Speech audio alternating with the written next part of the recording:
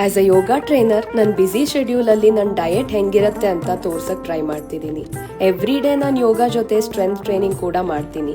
So I keep my protein intake on track. Protein shake ವಿಡಿಯೋನ ನಾನು last ರೀಲಲ್ಲಿ ಹಾಕಿದ್ದೆ.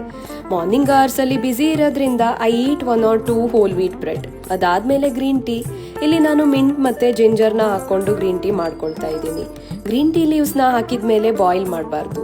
ಎವ್ರಿ ಡೇ ಯಾವುದಾದ್ರೂ ಒಂದು ಸೀಸನಲ್ ಫ್ರೂಟ್ ಮಸ್ಟ್. ನಮ್ಮ ನ್ಯೂಟ್ರಿಷನಲ್ ನೀಡ್ಸ್ನ ಫುಲ್ಫಿಲ್ ಮಾಡೋಕ್ಕೆ ಹೆಲ್ಪ್ ಮಾಡುತ್ತೆ. ಆಮೇಲೆ ಲಂಚ್ಗೆ ನಾನು ವಾರಕ್ಕೆ 3-4 ದಿನ ಕಿನೋವಾ ತಿಂತೀನಿ.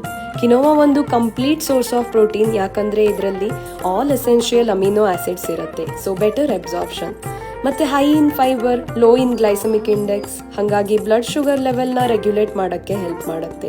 ಆ್ಯಂಟಿ ಇನ್ಫ್ಲಮೇಟ್ರಿ ಪ್ರಾಪರ್ಟೀಸ್ ಇದೆ. ಗ್ಲೂಟನ್ ಫ್ರೀ ಕೂಡ ಹೌದು. ಇದೊಂದು ಸೂಪರ್ ಫುಡ್ ಅಂತಾನೆ ಹೇಳ್ಬೋದು. ವೆಜಿಟೇರಿಯನ್ಸ್ಗೆ ಪ್ರೋಟೀನ್ ಗೋಲ್ಸ್ನ ಕಂಪ್ಲೀಟ್ ಮಾಡೋಕ್ಕೆ dairy product best option. Low fat yoghurt, paneer ಇವೆಲ್ಲ ಒಳ್ಳೆ ಸೋರ್ಸ್ ಆಫ್ ಪ್ರೋಟೀನ್, ಜೊತೆಗೆ ಒಳ್ಳೆ ಪ್ರೋಬಯೋಟಿಕ್ಸ್ ಕೂಡ ಹೌದು.